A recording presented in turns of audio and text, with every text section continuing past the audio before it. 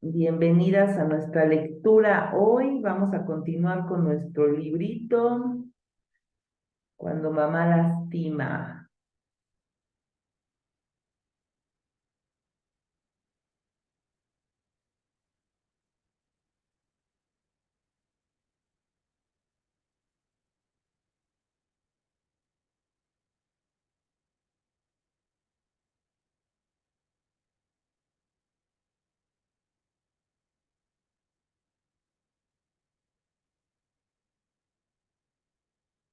Bienvenidas. Bien, nuestro capítulo de hoy se llama Las malas lenguas.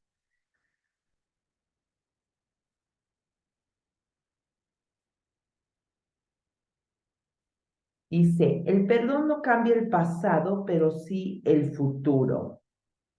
Anónimo.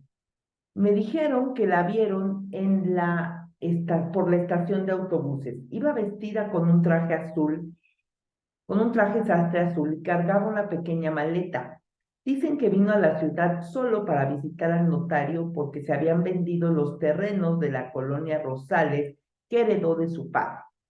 Esos terrenos eran lo último que ella tenía aquí, el último lazo que la ataba a su pasado. Escuché los rumores de boca de María, la hija del carpintero, que vive enfrente de donde vivo con Luis, mi hijo, y Carlos, mi marido. Tengo una familia y ahora también yo soy madre. Es por eso por lo que a veces me duele más la herida. Esa herida que se abrió y nunca se ha cerrado. Esa herida que se alimenta de odio cada vez que me cuentan de ella. Cada vez que me dejan caer que ha visitado el barrio y no han preguntado por mí. Esa herida que desde que tuve conciencia de su abandono no deja de dolerme. Me duele aquí, cerca del corazón, me punza en las noches en las que me acuerdo de mi cruel infancia, vagando detrás de mi padre mientras él tocaba a las puertas de casas elegantes para vender enciclopedias. Días de hambre de comida y de hambre de cariño. Ay, Dios. Por eso ahora que soy madre y que no me imagino un día sin saber de mi Luisito, entiendo todavía menos que ella se largase y se olvidara de mí para siempre. Mi historia la he reconstruido con rumores que de boca en boca han llegado a mis oídos a lo largo de los años. Las pocas veces que mi padre habló de mi mamá lo hizo con insultos, contándome una versión llena de rencores y traiciones. Así que un día decidí no preguntar más. Y mi padre no volvió a tocar el tema. Y así pasaron los años. Las vecinas del barrio eran las que me contaban si ella aparecía por allí. Una vez fuimos al rancho de mis abuelos paternos y en el cajón de una vieja cómoda encontré una fotografía de la innombrable, como la llaman ellos. En la imagen mi madre estaba de pie, enfundada en un vestido blanco con estampado de flores, con su cabello negro azabache cayendo lacio sobre sus hombros y mirando hacia la cámara mientras esbozaba una sonrisa discreta. A su derecha, mi padre vestido de charro con las manos detenidas sobre su cinturón piteado en pose de orgullo. Tal vez se la tomaron un día de aquellos en los que asistían a las charreadas o a las fiestas patronales del lugar. No lo sé, solo lo he deducido porque tan pronto como me descubrió mi abuela Sara, de inmediato me arrebató la fotografía de las manos y se la llevó a esconderla en otro lugar. Recuerdo que le pregunté si la del vestido de flores era mi madre y me respondió, tú no tienes madre, niña, esa mujer no merece que la llames así. Entonces les hablaré de la versión que he rescatado entre los rumores que circulan, los rencores de mi padre y lo que el señor cura me ha contado. A veces pienso que el mismo señor cura me mentía por lástima, pero aún así deseaba creerlo porque era la versión menos cruel. El cura me confesó que mi madre y mi padre se casaron en contra de la voluntad de mis abuelos maternos, que mi madre pertenecía a una familia de más abolengo que mi padre, que era de mi papá, y que jamás los dejaron ser felices, que mi padre le echaba en cara el rechazo de su familia y que ella se cansó de esa vida de malos tratos y regresó a su casa.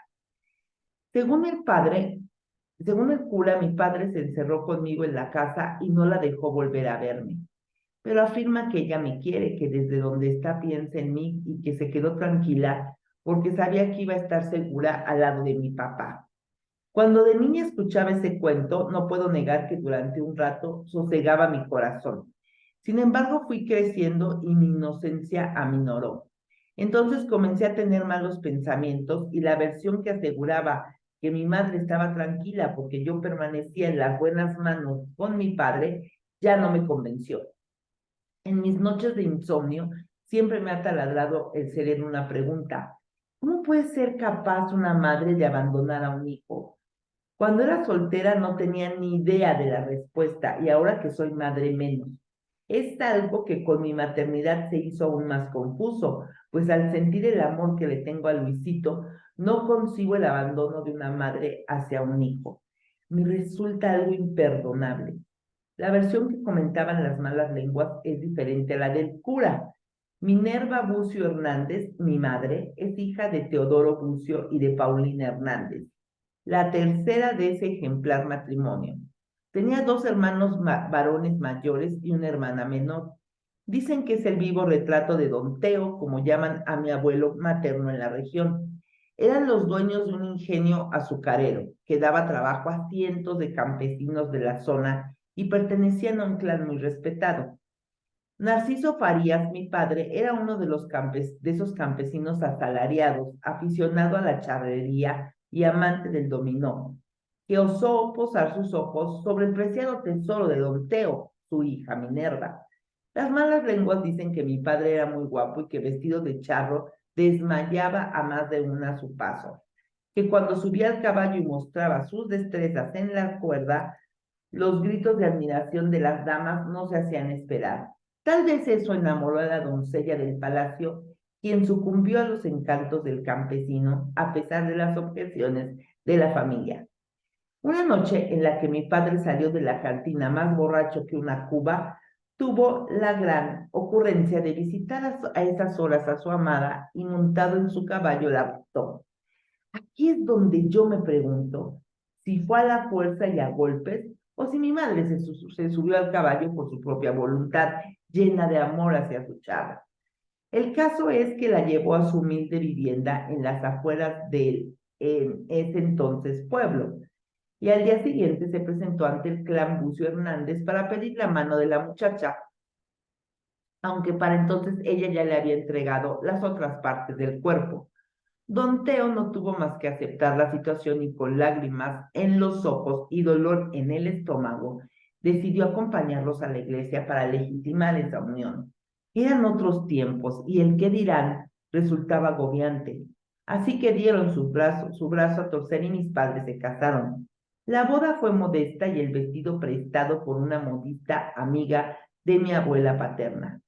Para reiterar su disconformidad con esa boda, mis abuelos maternos no soltaron peso ni prenda para ayudar a los novios. Aún así, los que asistieron comentan que mis padres se veían enamorados y felices, aunque no lo fueron para siempre. Doña Renata, una vieja lavandera que hasta el día de hoy hace a la casa de mi padre, es la que tiene recuerdos más remotos y asegura haber estado presente el día en el que mi madre me dio a luz, justo 9 meses después de la incómoda boda. Mi madre es de tez apiñonada y finos rasgos, con buenas piernas y muy pulcra. Mi padre es moreno, tirando a oscuro, con facciones gruesas y labios protuberantes que se esconden bajo un espeso bigote que conserva hoy en día plagado de canas. Renata afirma que me parezco más a mi papá que a mi mamá y que tal vez por no ser como ellos, los Bucio Hernández me rechazaron cuando vieron mi apariencia. Aunque me pusieron el nombre de la abuela Paulina, no llegué a ser considerada una del clan. Las malas lenguas recuerdan haber visto a mi madre visitar a mis abuelos cargándome en sus brazos, pero jamás vieron a mis abuelos maternos poner un pie en el domicilio de mis padres. Mi madre era la que me llevaba con ellos nunca vinieron hacia nosotros. Aquí es donde la historia cuadra un poco con lo que el señor cura me ha contado. Mi padre empezó a beber en exceso y a pasar horas en la cantina jugando al dominó. Ella pasaba mucho tiempo sola, sin más compañía que mis llantos y demandas, y encima de todo eso tenía que sufrir el constante rechazo de su familia. La cosa se puso candente cuando el pueblo comenzó a crecer, se industrializó más la zona y llegaron empresas nuevas. Y con esos negocios nuevos trabajadores, entre ellos un tal Gonzalo, que era gerente de ventas de una harinera. Las malas lenguas cuchichean que empezaron a verlo rondar mi vivienda en horas en las que el señor de la casa no estaba. Otros declaran que en más de una ocasión vieron a mi madre charlando con este tipo a través de la ventana de la casa y tomados de la mano. Mientras tanto, mi padre pasaba menos horas en el trabajo, lo que enfurecía al clan Bucio Hernández, que le seguían pagando su sueldo intacto porque se trataba del esposo de mi madre. Se pasaba el día en la cantina perdiendo dinero que no tenía en juegos de dominó y bailando con chicas de vida alegre. Dicen las malas lenguas que justo en ese tiempo el tal Gonzalo se presentó una tarde ante mi madre y le propuso escaparse con él. Ella, que según la abuela Sara ya estaba perdida de amor por el forastero y de acuerdo con el cura, cansada de los malos tratos de mi padre, aceptó de inmediato. Sin embargo, su nuevo príncipe le dijo que sin la niña, y entonces prefirió ser mujer que madre y se largó con él. Mi padre me encontró horas más tarde dormida en el sillón de la sala en penumbra, con mis 2 añitos a cuestas y sin comer. Qué poca madre. Eso no lo dice, eso lo digo yo. El sueño me había vencido. Apenas las luces del farol de la calle iluminaban la casa. Leyó una nota que solo él sabe que decía y que quemó tan pronto terminó. Después me envolvió en una manta y me dejó en casa de la abuela Sara. Luego se fue a la cantina a ponerse borracho durante más de una semana. Cuentan que compró una pistola y en más de 3 ocasiones fue a casa de los Bucio Hernández a tirar balazos y a pedirle a gritos a mi abuelo que lo dejara ver a mi madre.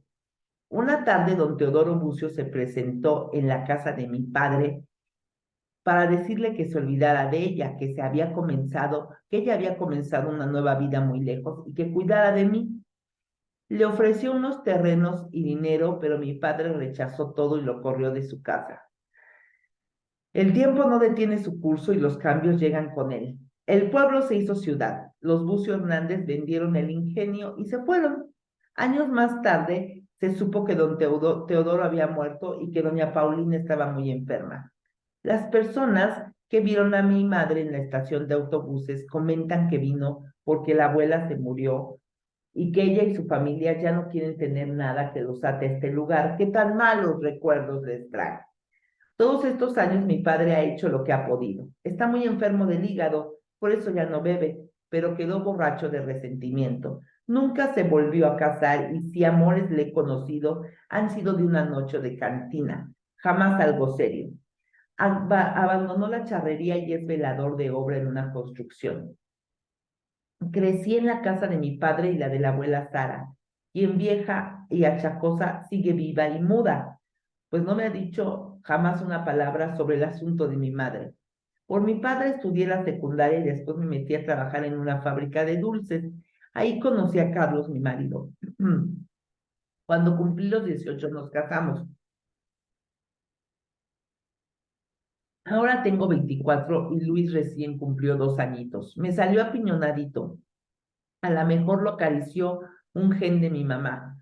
Creo que me casé muy joven buscando formar una familia propia para sentirme completa, porque siempre me he sentido incompleta, como si me faltara un pedazo en el corazón. No sé si mi madre me abandonó por un hombre o por una vida mejor. No sé si mi padre me retuvo a la fuerza o ella no tuvo fuerzas para venir a buscarme.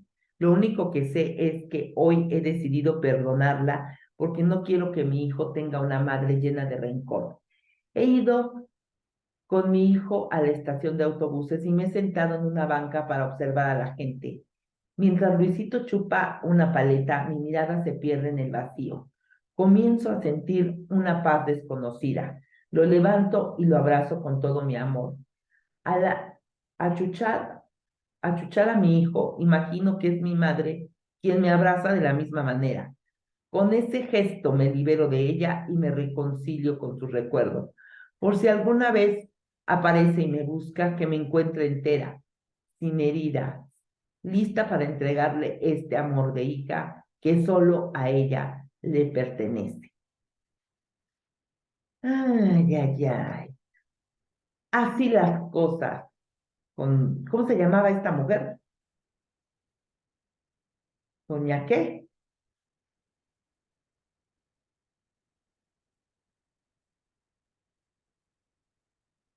Minerva, ¿verdad? Minerva, Minerva, ya me acordé. ¿Qué les pareció? ¿Qué les pareció este relato? A mí me da coraje. Sí, no, no voy a ser neutral, ni objetiva, ni nada. O sea, esto siempre me da como que, yo creo que el abandono del papá, obviamente, sí es significativo, ¿no? Yo que tú carecí de la figura paterna, sí, obviamente, y crece uno con carencias afectivas marcadas. Pero yo creo que el abandono de una mamá considero que tiene un impacto emocional mucho más fuerte. Es muy bonito el que ella, que no recuerdo cómo se llama la protagonista, Paulina, ya me acordé porque ahora ustedes están dormidas, no las veo ahí en el chat recordándome los nombres, ya saben que mi mente de chorlito de repente se le olvida. Hizo muy bien con esta acción de haber otorgado ese perdón, haya sido como haya sido la situación, para liberarse, porque el perdón finalmente nos libera. A ver, la otra persona no está esperando nuestro perdón, ¿ok? O quizás sí, no lo sabemos, pero no es tanto para el otro, es como para nuestro bien, es para nosotros mismos, para nosotros darnos, por eso les decía yo, y ayer también se los dije en la clase, ¿no? De Sana Tu Clan, es para darnos lo que no nos dieron nuestros padres en la parte afectiva, porque a veces nos pasamos toda la vida buscándolo y por eso no nos sentimos completos, no nos sentimos satisfechos. Entonces, si no te amaron, si no te quisieron, si no te reconocieron, si no nunca manifestaron sentirse orgullosos de ti, reconócete, ámate, siéntete orgulloso de ti mismo. Es el único camino, chicas, para sanar esto. O sea, ve a terapia también, obviamente, porque ahí te ayuda mucho, pero al final es eso, o sea, no busques que lo que no tuviste con tus padres te lo dé tu pareja o te lo den tus hijos o te lo dé tu trabajo, o sea, no refugies esas carencias en las circunstancias en tu entorno, mejor trasciéndelas, abrázate, ¿no? Y muy bonito esto que hizo Paulina, el poder reconciliarte. En realidad, ella no, pues no sabe, ¿no? La historia. Y como lo hemos dicho siempre, cuando nosotros nos ponemos en el papel de juez, entonces movemos todo el sistema familiar y se desordena. Entonces, lo mejor que pudo haber hecho Paulina es las paces con ese sentimiento y estás lista, ¿no? Por si algún día, como dice mi madre, me busca. Fíjense cómo ese anhelo persiste, ¿eh? A pesar de los años. O sea, me encuentre lista, pero yo, aparte de eso, no quiero ser una mamá resentida porque mi hijo es el que va a pagar los platos rotos. Una acción muy sabia y muy madura. Entonces, pues ahora sí que felicidades a la protagonista que, o sea, optó por cerrar ese capítulo de esa manera y no emitir, ¿no? Ya seguir emitiendo más juicios. Pero nosotros sí podemos seguir emitiendo juicios porque no somos las protagonistas del relato, entonces ahí les va mi juicio el día de hoy. No lo consigo, de verdad. Y yo creo que viene por parte del clan, como dicen, lo que te choca, te checa. La historia también del clan mío, ¿no? Entonces, esa parte ahora como que la entiendo un poco más de mi mamá cuando decía, es que no concibo, ¿no? Que dos personas se puedan tirar a una adicción sin preocuparles qué va a pasar con sus hijos, ¿no? O sea, que una adicción que finalmente va a destruir tu vida, te vas a morir y, oye, pues espérate, tus hijos tienen 8 y 5 años, ¿no? Tus hijas. Entonces, lamentablemente mi mami, pues no hizo lo de Paulina, no pudo conciliar toda esa parte y eh, perdonar, no juzgar, hacer las paces con su historia. Y yo creo que eso también es algo que yo lo traigo, aunque finalmente he comprendido la situación y he mandado mucha luz a mi abuelita y, y todo eso. eh, Aún no puedo, no resisto, o sea, cuando veo algo así del abandono de una madre, no, y yo no lo sufrí, digo, mi mamá me amó toda su vida y todo el rollo, pero no, no, no, no, no, no.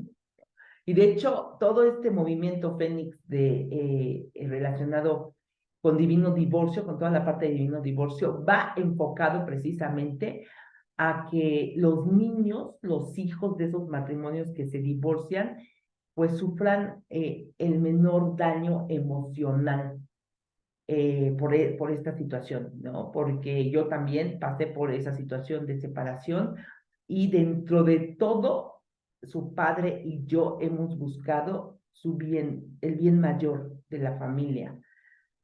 Eh, Ahora sí que protegiendo al máximo a los muchachos. Y yo creo que todos los seres humanos, bueno, a mis hoy muchachos, porque pues obviamente cuando nos separamos eran niños, ¿no? Yo creo que obviamente todos los seres humanos tenemos esa capacidad. Entonces, nunca va a entrar en mi mente, o sea, como que esa parte de que por un hombre, o sea, la persona anteponga, ¿no? A un hombre por o sea, entonces, su interés de mujer a su rol de madre, ¿ok? Eso siempre así me hace como que un choque, pero yo creo que es precisamente por la historia del clan. Porque una mujer, chicas, y ahí les va, antepone muchas veces al hombre, no solamente dentro de en un contexto de separación, porque como en el caso de doña Minerva, me voy con el primero que me endulce el oído, ¿están de acuerdo que se pudo haber llevado a la niña? O sea, se pudo haber llevado a la niña porque además tenía los medios, ¿no? También, o sea, los papás y los abuelos tampoco concibo esa parte de que, o sea, no pelearon a la niña, ¿no? O sea, como que, ay, o sea, no sé, ahí yo creo que también venía de familia algo, ¿no? Algo por ahí haciéndole el ruido. Pero las mujeres no siempre no solamente anteponen al hombre en una situación como esta, de que pues no sé, no, ya no me llevo con mi marido, me maltrato y me voy con otro, y dejo a mi hijo o a mis hijas. No, también dentro de la misma dinámica familiar, que yo siempre lo he dicho también, que en un sistema familiar ordenado siempre deben de ser, ya saben, los padres, luego tu propio núcleo familiar y tu pareja debe de estar a la par de ti y luego tus hijos. Pero no me refiero a esa parte, sino me refiero a cuando las mujeres, o sea, eh, traen tanto daño y están sufriendo tanto por sus propias carencias afectivas, por su propia historia, que viven en situaciones de pareja donde existe violencia, ¿no? Donde existe maltrato físico y psicológico, que también está dañando a los hijos y ellas siguen con esa persona porque sus recursos internos no les dan, ¿no? Para poder salir de esa situación. Y entonces sucede lo que hablábamos ayer en la clase de Sana tu Clan. Empieza el sistema a desordenarse porque muchos hijos, sobre todo hijos varones e hijas, eh, empiezan a tomar ese lugar de defensores de la madre. ¿Okay? Y aquí hay un caso así. Entonces empiezan a salir a defender a la mamá porque la mamá no tiene esos recursos internos para poder hacerle frente a una situación y protegerlos a ellos. Entonces ellos comienzan a proteger a mamá. ¿Y qué hablamos ayer? De los hijos salvadores, los hijos bastón, o sea, los hijos medicina, ¿no? Empiezan a tomar un lugar que forma parte de su proyecto sentido. Ahora lo sabemos porque ayer vimos eso, pero que no les corresponde.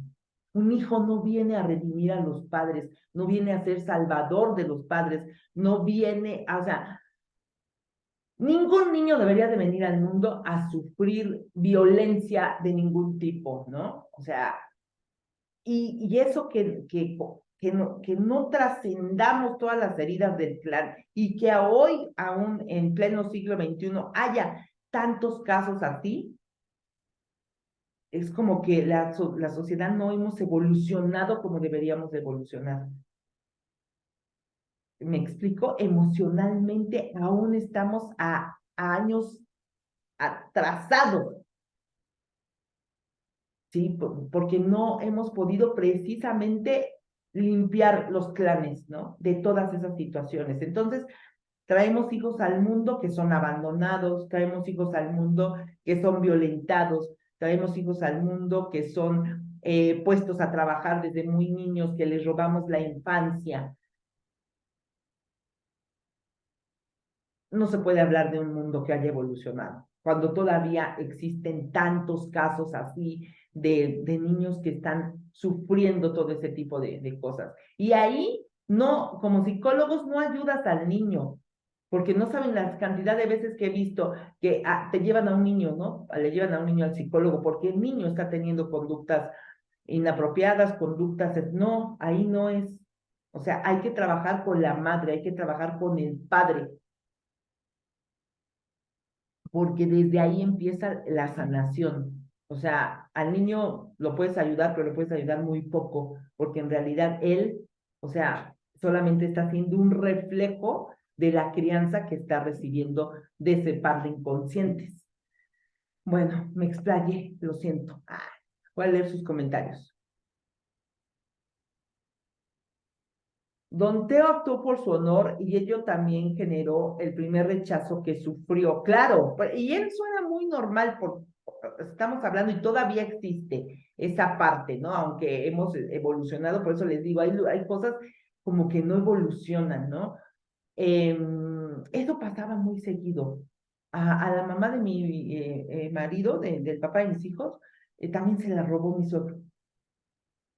Y también, híjole, no, sí, no manchen. Yo creo que también por ahí lo traigo, eso, que ni es mi clan, ¿no? Pero sí es el de mis hijos. También a ella se la robó, mi suegro, porque era la familia más pudiente del pueblo, la familia de mi suegra, y hizo una apuesta a mi suegro con sus amigos de a ver si se atrevía a robarse a doña Tita, la hija de los Otelo, y mi suegro se la robó. Y mi suegra comentaba y platicaba, decía, yo ni lo conocía, ni lo quería, ni nada, pero pues me robó. Y pues ya, nos casamos ahí en la capital. Y ahorita me estoy acordando de la foto de su boda. Pero también nunca fue aceptado por el clan de mi suegra, o sea, porque pues, lo veían así como muy poca cosa, ¿no? Entonces, los niños, fíjense, todos los hijos de mi suegra eran como rechazados, tuvo 5, eran como rechazados con los abuelos, así no tan directo el rechazo de no los traigas o no vengas, pero cuando llegaban, y eso todavía se acuerda mi ex marido, imagínense, que cuando llegaban a la casa de la abuelita materna y estaban los tíos, o sea, los hermanos de mi suegra y todo, todos decían, ahí vienen los inditos de Tita. Así le decían a sus hijos de mi suegra, los inditos de Tita. Y lo que mi ex marido platica, o sea, dice, ahora, ¿no? Es como un poquito como Paulina, ¿no? En la historia, que dice, yo no concebiría dejar a Luis, ¿no? A Luisito. Entonces mi ex marido dice, yo no permitiría jamás que alguien dijera, ¿no? Ahí vienen los inditos de Chava, ¿no? O sea, mis hijos. Dice, yo no sé cómo mi mamá, o sea, se reía y mi mamá no decía, oigan, pues no les digan así a mis hijos, ¿no?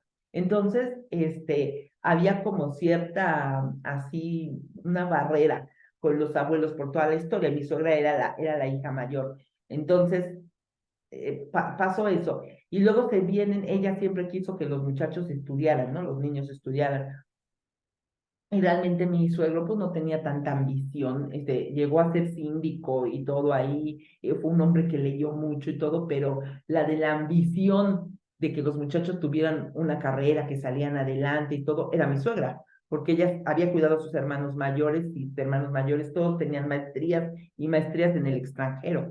Entonces ella quería eso para sus hijos. Se vienen a la capital y mi suegro no se quiere venir a la capital, él se queda trabajando allá y ella se viene para acá con los muchachos y al poco tiempo, estamos hablando de que mi ex marido estaba chiquito, él es el del medio, hay dos hijos, hermanos arriba y dos abajo, estaba como en primaria, secundaria, en secundaria, y mi suegra se va de mojada a Estados Unidos, se va a trabajar allá de niñera, le va muy bien, incluso sus patrones le decían que se trajera a sus hijos para que allá les ayudaban a conseguir casa y todo, pero bueno, mi suegra no quiso, y se estuvo allá como, no sé, 2 años, 3 años, y los niños se quedaron solos aquí, o sea, solos en la ciudad, porque mi suegro estaba por allá, o sea, solos. Yo no me imagino dejar a mis hijos solos en esas edades, ¿no? O sea, me voy. Pero fíjense cómo, o sea, las decisiones, al final mi ex marido todos quisieron mucho a mi suegra, una gran mujer realmente, pero me refiero a que esas decisiones, o sea, sí tienen un impacto emocional y tuvieron un impacto emocional en todos, en mi ex marido y en mis cuñados. Ahí está la historia del clan. Entonces, son decisiones que a veces las mujeres toman por salir adelante, por darles una mejor vida a sus hijos y son muy loables, ¿no? Y a lo mejor hasta cierto punto tú lo puedes justificar, pero cuando actúas con base en tu egoísmo, porque no tienes otro recurso interno que te ayude a pensar el daño que le vas a hacer a tu hijo, y actúas con esa parte de anteponer tu bienestar, ¿ok? Tu bienestar, o sea, y te largas, ¿no? O sea, y te largas con otro hombre, o sea, eso es así como que, o sea, hay menos justificación, ¿no? Bueno, dice Nidia, a pesar de la condición de su nueva pareja, sola o terminaba su relación.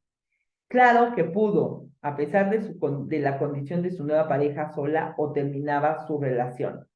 No, y hay muchos casos así que los hombres te dicen, pues sí, vente conmigo, pero deja a tus hijos. Eso de que el hombre tiene que querer al árbol y a las ramitas, no siempre es cierto. Mi prima pasó por algo parecido, sus papás se separaron y mi tío se quedó con mis primos y le prohibió a mi tía acercarse a ellos. Los trajo con mis abuelos y los dejó con ellos hasta el día que volvió a comprometerse. Hasta el día que se volvió a comprometer, volvió por mis primos años después y ellos solo permitieron que se llevaran a mi primo mayor y a mi prima no la soltaron por ningún motivo. Tengo entendido que mi tía, la madre de mis primos, llegó a encontrar a mis primos, los vio y llegó a hablar con ellos, pero desconozco qué pasó. Personalmente nunca la conocí, mi prima no habla de ello, ella se quedó como hija de mis abuelos, ellos ya no la dejaron mucho más considerando que falleció cuando teníamos 4 años aproximadamente, la única mujer de los abuelos. Yo también tengo otra historia en el plan de mis abuelitos adoptivos y les puedo decir, por eso les digo que sí me hace como mucho ruido toda esta parte, que es un daño brutal cuando la mamá hace eso. O sea, de verdad, brutal. Mis primas también fueron abandonadas por mi tía. Igualito así, gracias, Nidia, por compartir. Mi tía se fue también a Estados Unidos en busca de una nueva vida y la encontró, nomás que se le olvidó que tenía hijos acá, ¿no? Y me oiga, viven aquí juntos. Y se fue, mandaba dinero, pero pues allá se tuvo otro hijo, tuvo otra hija, se juntó con un señor, tuvo otra hija, vino, la dejó también por 2 años aquí. Imagínense, fíjense nada más el contexto para que de verdad darle voz a todo este tipo de situaciones. Los 3 hijos mayores se quedan aquí a cargo de los abuelos. Mi tía se va por 8 años y regresa, o sea, un día, ajá, toda empoderada, y trae a una niña y se la vuelve a dejar a su mamá. Y se regresa otra vez a Estados Unidos. La niña recibió todo el rechazo de sus hermanos, ¿ok? Porque obviamente en ellos durante todos esos años se gestó mucho rechazo a la mamá, a todo eso, alimentado también por los abuelos, porque la abuelita también en paz descanse, le echaba lumbre al fogón. Y entonces viene la pobre niña otra, que también nivela también en el entierro, y mis primos, o sea, en especial una de ellas, la que tiene mucho más rencor, la empieza a tratar bien mal. O sea, imagínense una niñita de, pues no sé, 5 añitos, por ahí así, 6 añitos, y que los hermanos le estén diciendo perra, sarnosa, y cosas de ese tipo. O sea, bueno, luego viene mi tía con otra niña y deja a esa otra y se lleva a la chiquita primera que trajo. Porque además creo que como en Estados Unidos no pueden estar los niños tanto tiempo fuera del país, no sé, alguna cosa así. Entonces, deja a la otra. Y pues la otra obviamente también sufre, ¿no? El rechazo. Bueno, ya, después por fin se lleva a las dos, se van por allá. Y tiene otro hijo. Ah, se casa con otra persona. ¿Ok? O sea, ya, deja al papá de estas niñas y el papá de las niñas se lleva solo a una, ¿ok? La otra se queda con mi tía, se lleva a una. Y después se junta con el que es su marido actual y con él tiene 2 niñas, una niña y un niño, que son los que más han gozado de su amor de mi tía, ¿no? Porque obviamente sigue con el papá. Entonces, bueno, todo este contexto, o sea, dañó de manera permanente a mis primos mayores. Uno, borracho, ratero, entra y sale de la cárcel, cocainómano, nos ha robado a toda la familia, bueno, hasta la propia madre, ¿no? Le robó. La hermana mayor, gracias a Dios, mi prima es como la que ha ¿cómo se dice? Pero mi prima, ayer hablábamos de los problemas de salud, ¿no? En el clan, por ejemplo, la infertilidad. Mi prima no pudo tener hijos, adoptó. Y tampoco es que haya sido una muy buena madre. O sea, digo, ahorita ya, ¿no? Pero de niño, el niño sufrió maltrato, su hijo, porque pues no, ella no, digo, gracias a Dios su esposo ha compensado esa parte, pero mi prima no tienen ese cariño. La menor, un desmadre de vida, ¿ok? Y está completamente dolida, dañada, pero ella no lo reconoce. Ujú. Dice que no, y bueno, y también dice que no va a perdonar a su madre, o sea, no, o sea, de verdad, y por lo tanto todo eso se repercute en lo que ha pasado en su vida. Él tiene una hija, la verdad, a su hija es una excelente madre, mi prima, ahí sí, pero en su vida sentimental, un desastre total. Y para colmo, para la cereza del pastel, está agarrando la adicción a la bebida. Entonces, chicas, o sea, esto no es cuestión de historias, ¿ok? No es cuestión es cuestión de trascenderlo. O sea, estamos en la obligación de trascenderlo, de sanar, de hacer lo que tengamos que hacer para romper esos patrones, para romper esas lealtades, para hacer las paces con las acciones que hayan hecho nuestros padres. ¿Es sencillo? No, no es sencillo, pero no hay de otra, lo tenemos que hacer sí o sí.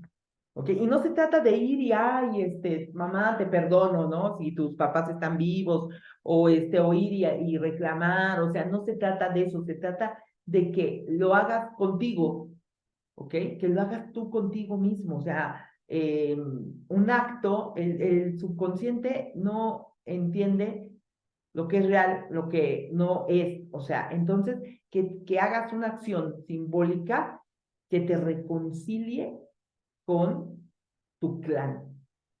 En este caso, estamos hablando de la mamá, ¿no? Con tu madre. Entonces, bueno, En caso de mis primos, más bien parecía un secuestro de mi tío. Y hay de casos a casos, mi Nidia. Hay casos donde sí, de repente los hombres, por ejemplo, no dejan ver. Ah, pues esta actriz, ¿cómo se llama? Del mundo del espectáculo, ¿cómo se llama? El abuelo del Ángel Aguilar. Antonio Aguilar, ¿no? Y su mujer, Flor Silvestre, que fueron un matrimonio ejemplar y todo. Sí, pero Flor Silvestre había estado casada antes con Paco Malgesto, había tenido, me parece, 2 hijas con él y un hijo, o sea, 3 hijos, y como Paco Malgesto le daba un maltrato, pues se encontró a Tony Aguilar, se enamoraron y se fue con Tony Aguilar y dejó a los hijos. Eso es lo que se juzga, ¿no? Pero dicen las lenguas como de aquellos entonces del mundo de la farándula que realmente Paco Malgesto no le dejó llevarse a sus hijos, ¿ok? No le dejó llevarse a sus hijos y pues se los dejó y entonces ella se fue a hacer vida con Antonio Aguilar, tuvo otros hijos, fue una madre ejemplar con esos hijos, pero ¿qué hay de los otros hijos? No sé, es que es muy complejo, chicas, muy, muy complejo esto, o sea, eh, ya cuando los hijos estuvieron más grandes, las hijas sí convivieron con ella, la buscaron y todo el rollo, pero según dicen ahí también Paco, no, Paco Malgesto, dije, sí, sí, sí, Paco Malgesto se llamaba. Ya son personajes de hace 1000 años de la farándula mexicana. Pero bueno, ahí también, ¿no? Se presume que él ahora sí que no dejó ver a Flor Silvestre jamás ya a sus hijos hasta que ellos crecieron.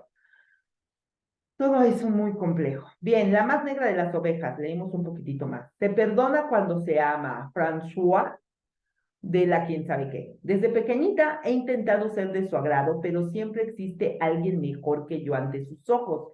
He crecido con una sensación de insatisfacción enorme y con el corazón lleno de envidia hacia los demás. No me gusta la felicidad de los otros y menos si se trata de la felicidad de mis hermanos. Ellos siempre han sido mejores que yo. Al menos eso es lo que me ha hecho sentir mi madre desde que mi mente fabrica recuerdos. Mi madre se llama Lucía, acuérdense, Lucía, y es de origen humilde, pero con ínfulas de realeza. No sé de dónde le viene esa creencia de que su sangre es azul y se pavonea por la vida con altivez, con derecho a criticar, medir y analizar la vida y la moral de los demás. Pulcra y soberbia, discreta y manipuladora, así es ella. Sin embargo, es mi madre y la quiero. Pese a ello, hay instantes en los que me gustaría que su cuerpo se convirtiese en polvo para que con ella desapareciera este sentimiento de insatisfacción imperecedera que se apodera de mí. De inmediato me arrepiento de mis espantosos anhelos y me siento mala hija. Así es que entre la culpa y mi pobre autoestima me he convertido en una mujer insegura y envidiosa a la que le ha hecho mucha falta el amor de su mamá. Mi padre pasó de ser un macho alfa a convertirse con el paso de los años en un manso cordero. Yo creo que aquí van a rodar cabezas de varias de ustedes, ¿no? Mi padre pasó de ser un macho alfa a convertirse con el paso de los años en un manso cordero que acepta todo lo que ella propone. De hecho, para evitar los conflictos con ella se ha limitado a ceder en todo para mantenerla contenta. Aunque la conoció en una fiesta del pueblo en medio de cumbias y danzones vestidas de segunda mano, le ha hecho creer a mi padre que cuando la vio le tocó la lotería, como si mi padre proviniera de un mundo plebeyo y ella fuera descendiente de la monarquía. Mi padre se tragó el cuento y ella lo ha sabido manipular con su intachable conducta de mujer decente entregada a sus hijos y a su hogar, el cual está siempre impecable, sin trastos sucios sobre la mesa y sin ropa pendiente de lavar en los canastos. Todo en su lugar, todo en orden. Así ha disfrazado mi madre su necesidad de control desmesurado, que algunas veces obtiene con silencios, otras con gritos, y cuando ya no le queda más, se inventa enfermedades o se deja caer, llorando como una niña de 3 años, a pesar de tener 68. Alejó a mi padre de sus padres y de sus hermanos, diciéndole que eran conflictivos y que cuanto más lejos mejor. Ella es la perfección absoluta, la moral intachable, la rectitud y la bondad personificada. Su mensaje social siempre ha sido: soy Lucía, madre entregada, esposa fiel, amiga amorosa, buena hija, y con dignidad cargo mi cruz. Está claro que todos los que nos hemos atrevido a hacerla sufrir somos su cruz. Primero mi padre, que como empleado de una oficina gubernamental, no ha podido darle más que una vida modesta, sin lujos, pero con comodidades.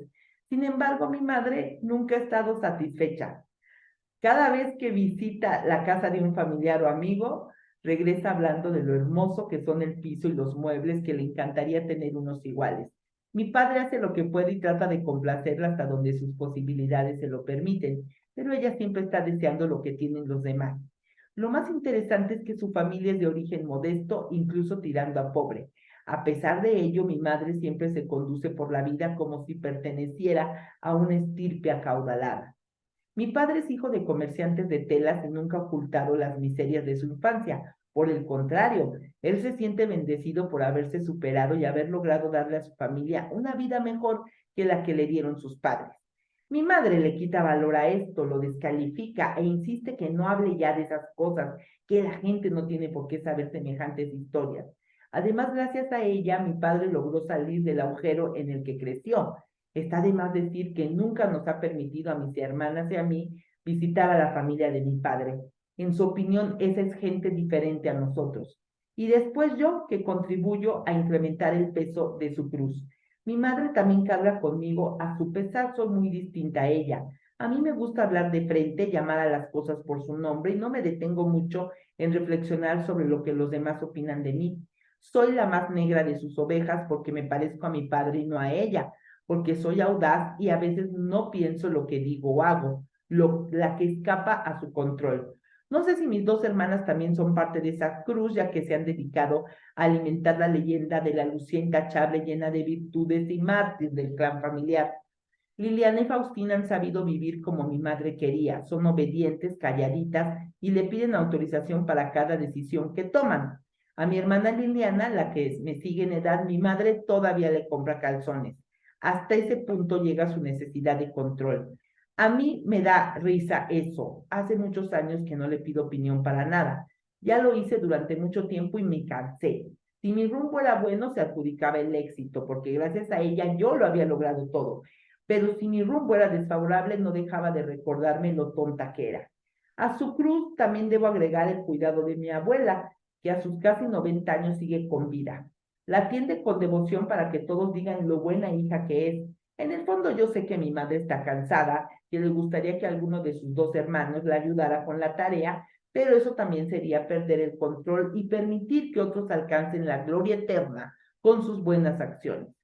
Cuando me enfrento a ella sucede lo que ya les conté, pasa del silencio al grito, del grito al llanto y después se tira al suelo como si fuera una niña, llamando la atención de todos los presentes para quedar como una víctima y hacerme sentir culpable de sus achaques. Finalmente cae enferma. Ya no recuerdo cuántas veces me ha dicho, Silvana, un día de estos me vas a matar, pero ¿qué he hecho yo para que seas así? Les voy a explicar. Para que ella sea así, les voy a explicar. Silvana se llama. Creo que es porque me parezco a mi padre, tengo sus mismos pies, su mismo andar, ellos sin contar los ojos y la manera en la que nos mordemos el labio inferior, como si tuviésemos un tic nervioso. Tanto le recuerdo que no soporta que venciera la genética de Víctor, así se llama mi padre, y no la suya. Dicen que mi parto fue muy doloroso y que los primeros 3 meses de vida me cuidó mi abuela porque ella estaba deprimida por la maternidad. Ahora la psicología moderna la llama depresión postparto, pero para el caso es lo mismo. Ella se puso triste con mi nacimiento. He de decir que mi mamá era muy joven, pues cuando nací apenas había cumplido los 20. A los 4 años nació mi hermana Lucía y 2 años más tarde Faustina, la menor.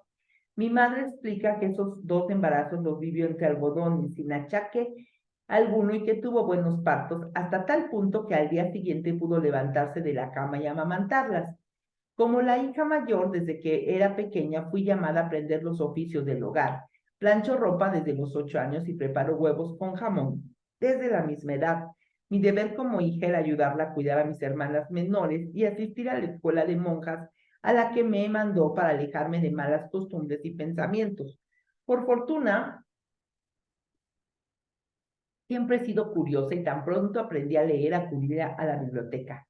Allí conocí las aventuras de Huckleberry Fine, y de Mark Twain. Y comencé a soñar con recorrer la ribera del Mississippi, escapando de las monjas y de las rutinas de mi hogar. Siempre he sido muy soñadora, por eso la lectura es mi pasión. Cuando comencé la educación secundaria ya me había hecho fama de rebelde entre los familiares y amigos, y no dudaba en inventar historias para escaparme de clase y largarme con los compañeros a pasear por la ciudad. Cada vez que la directora del colegio mandaba llamar a mi madre y le informaba de mis hazañas, los castigos no se hacían esperar. Descargaba a mis otras dos hermanas de sus tareas domésticas y las depositaba sobre mis hombros, así que no había otra opción que obedecerle y asumir las consecuencias. Le molestaba mi forma de vestir, mis amigos no eran de su agrado y mis aspiraciones menos. Ella insistía en que yo tenía que acercarme más a Dios y pedirle que salvara mi alma del pecado. Cuando cumplí los 15 años, se sentó conmigo en la sala a solas y me dijo que yo era poseedora de un tesoro llamado virginidad, que no debía entregar a nadie hasta que saliera de la iglesia de un buen hombre, tras haber declarado nuestro amor delante del altar. El sexo era para los animales, en los humanos servía para la concepción de la familia, y entonces ella misma se ponía de ejemplo, recordándome por enésima vez lo buena mujer, madre e hija que era. Tan pronto terminé el bachillerato, salí disparada de mi casa gracias a una beca que conseguí en una universidad que estaba en una ciudad lejana, a 5 horas de mi madre y sus ideas. Esto tampoco fue de su agrado. Comencé a estudiar y a trabajar al mismo tiempo. Durante las mañanas asistía a la universidad y por las tardes ayudaba a un diseñador gráfico en su estudio. La carrera que elegí fue publicidad y lo que aprendí en ese primer empleo complementó muy bien mi formación. Obtuve mención honorífica al terminar mis estudios y logré acomodarme en una agencia importante de la capital como ejecutiva de cuentas. Esto tampoco fue de su agrado. Mi madre no perdía la esperanza de que yo regresara a casa para ayudar con mis hermanas y cuidarla a ella como hace una buena hija. En una ocasión fue a visitar a mis padres y llegué cargada de regalos, perfumes para mis hermanas, corbatas para mi padre, un hermoso y fino vestido de diseñador para mi mamá. Estaba convencida de que le iba a gustar mucho, pues lo elegí con esmero, era discreto, elegante y había sido confeccionado con una tela exquisita. Cuando lo abrió no hubo expresión alguna en su rostro. Con un gracias insípido lo regresó a la caja y fue a guardarlo a su habitación. Nunca se lo puso, nunca lo ha usado. Sin embargo, cualquier obsequio que le hacen mis hermanas es aplaudido y bien apreciado por ella. De inmediato lo usa si es el caso y no deja de presumir de él entre sus amistades. He tenido grandes éxitos profesionales, he ganado premios e importantes sumas de dinero por mi desempeño en la publicidad. Mi padre me cuenta que ella no deja de hablar de mí cuando no estoy, que ante conocidos y extraños se enorgullece de mis logros, pero a mí nunca me ha dicho nada. Delante de mí nunca ha reconocido mi esfuerzo. Sus abrazos se limitan a ser simples muestras de bienvenida al hogar y de despedida cuando me voy, pero jamás brotan de la nada por el simple hecho de ser madre e hija, jamás. Cuando me mira, lo primero que me ve son mis defectos. Silvana, ese saco no te va. Silvana, ese coche que te has comprado no es muy seguro. Silvana, deberías de ser más discreta con tus risas. Silvana, ese corte de pelo no te queda bien. No recuerdo haber escuchado de ella un bravo o un bien hecho. Cuando la invito a ir de vacaciones conmigo a la playa o a un lugar remoto, siempre pone excusas, nunca puede. Pero con mis hermanas sale a menudo de paseo y además regresa contenta a platicarme lo bien que se la pasaron. No sabe estar conmigo o yo no sé estar con ella. Siento que no soy de su agrado, que hay algo en mí que no la convence. Creo que no soy lo que ella espera que fuera. Con su manera de quererme ha conseguido que yo viva envidiando a mis hermanas y a todos los que gozan de sus atenciones. Soy muy competitiva y no me gusta la felicidad de los demás. Me da mucho coraje que no valore mis regalos, que prefiere estar con otras personas que conmigo, que no reconozca mis logros, que me valore tampoco.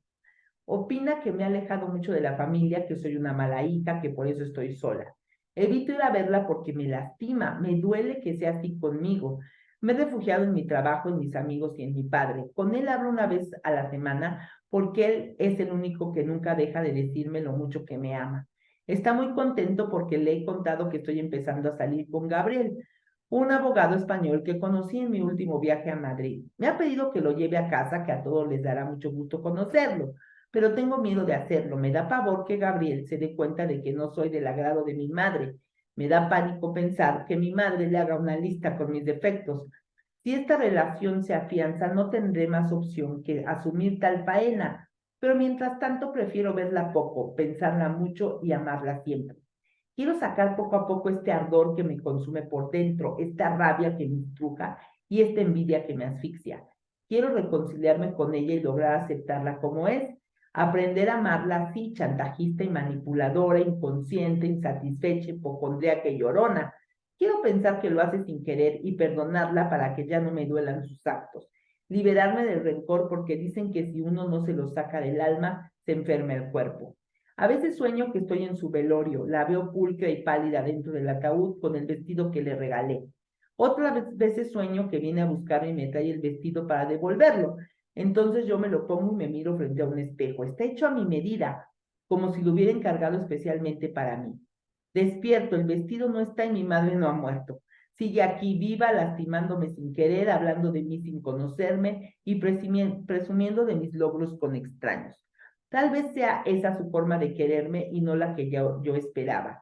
Tal vez no soy lo que ella deseaba, pero la amo porque es mi madre.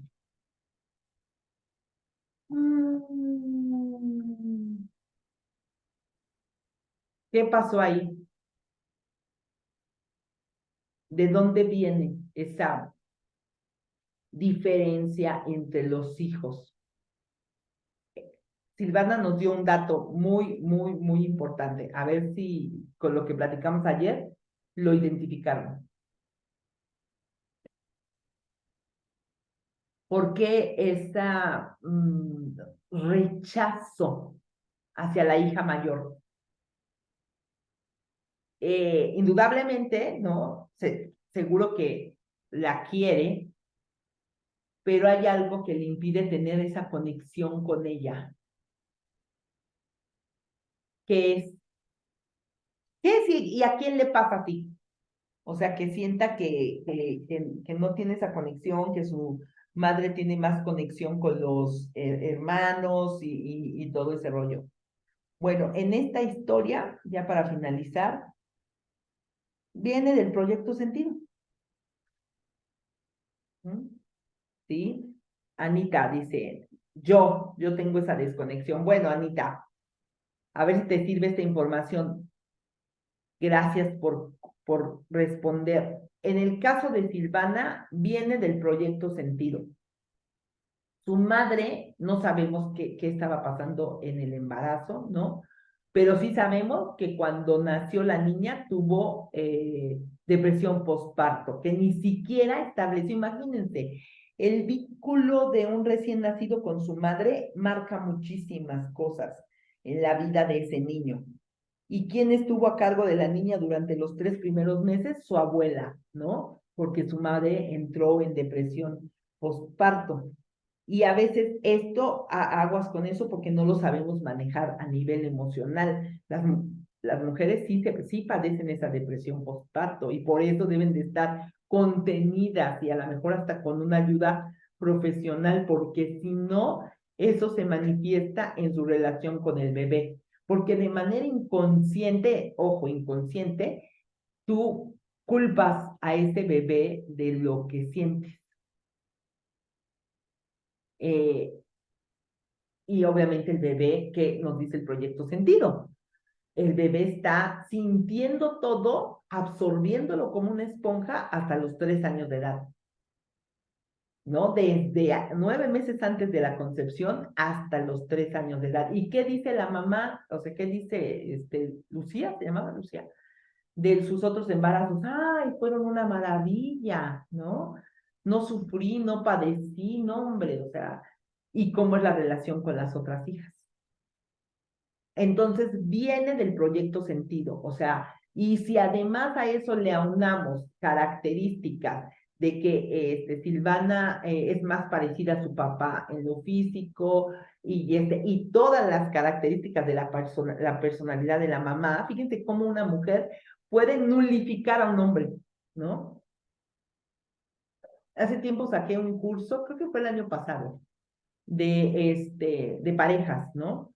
Y en el lanzamiento di varios lives y uno de ellos decía, Es verdad que los hombres las prefieren cabronas, porque ven que hace unos años salió un libro de que se llamaba así, los hombres las prefieren cabronas, y nos hemos creído el cuento, o sea, y hemos malinterpretado la frase.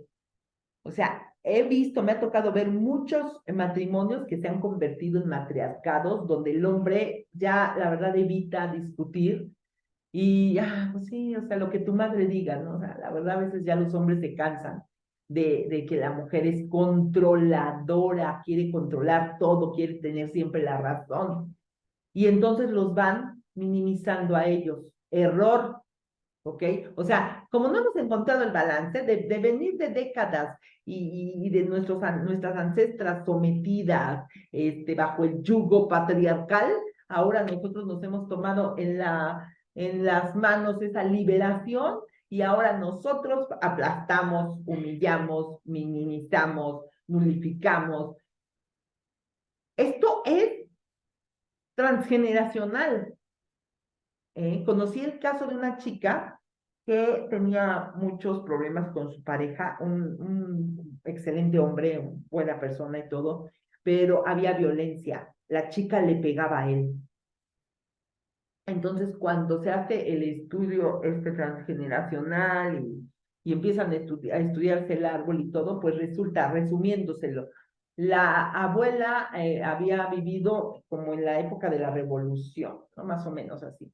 Entonces, cuando los revolucionarios se robaban a las mujeres y llegaron al pueblo y sus papás de ella no tuvieron tiempo de esconderla y se la llevaron los revolucionarios. Entonces, pues la embarazó a alguno de ellos y meses después ella vuelve al pueblo embarazada.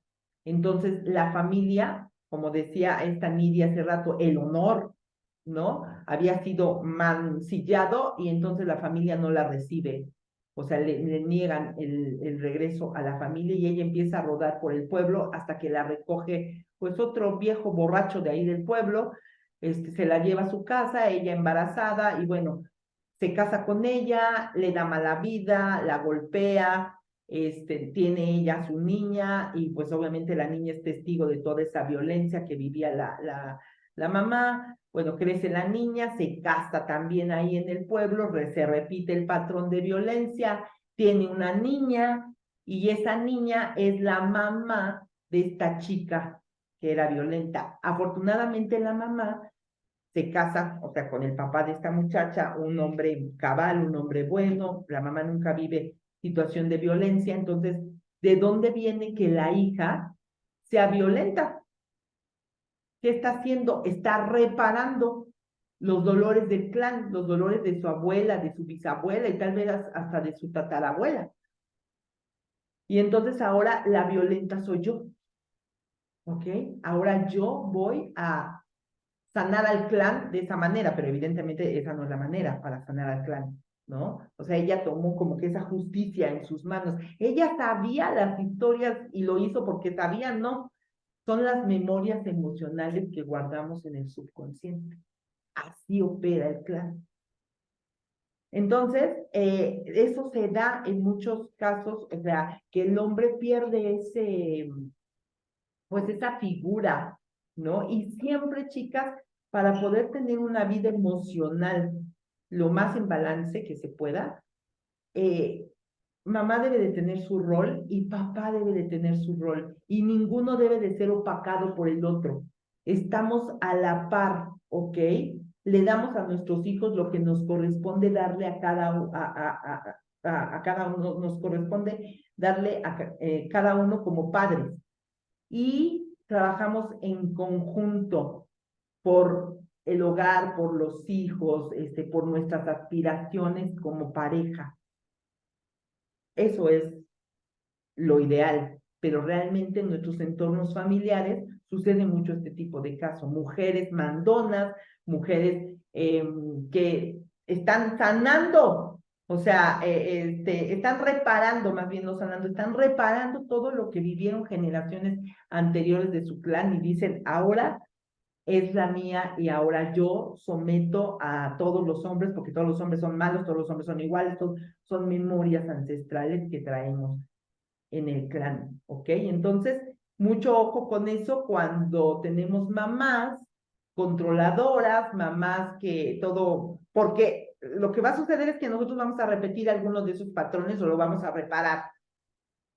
Y ahí es donde debemos de tener mucho cuidado. Entonces, si su caso es así, de que sientan como cierto rechazo de su mamá, como cierta preferencia de la mamá por otros hijos, eh, indaguen sobre su proyecto sentido, ¿vale? Lo más que puedan. Y ya me cuentan. Bueno, queridas, dicen, yo siento eso, pero no con mi mamá, siento que nos llevamos bien, pero con el resto no, me siento rechazada, todos prefieren a mi hermana y a mí me ignoran. Hay que averiguar esas historias del nacimiento, Nidia, qué andaba ocurriendo por ahí. Yo me siento en una relación similar con mi mamá y con mis hermanos. Bueno, mi Leslie, sí, definitivamente, ahí hay algo. O sea, no es normal el comportamiento de tu mamá. De verdad, o es muy normal, o sea, cuestión de enfoque. De verdad, hay veces que nuestra mamá parece nuestra peor enemiga. Y entonces nosotros, como somos mamás, ya las que somos mamás, no lo entendemos. Y dices, o sea, no es que yo a mis hijos, a mis hijas, pues lo mejor, o sea, no puedo entender que mi mamá me trate de esa manera y es muy frustrante porque nuestra Silvana estaba frustrada y además se sentía envidiosa, se sentía ardida, ¿no? Ella misma dice, este ardor, o sea, estoy ardida porque haga lo que haga, nunca quedo bien con mi mamá. Y como me dijo un día mi prima, ¿no? Mi prima Lourdes, es que mi tía está muy orgullosa de ti, pues que me lo diga. A mí de nada me sirve que ande allá por el mundo presumiendo, ay, tengo una hija bien chingona, ¿no? O sea, bueno, eso pensaba yo en ese entonces.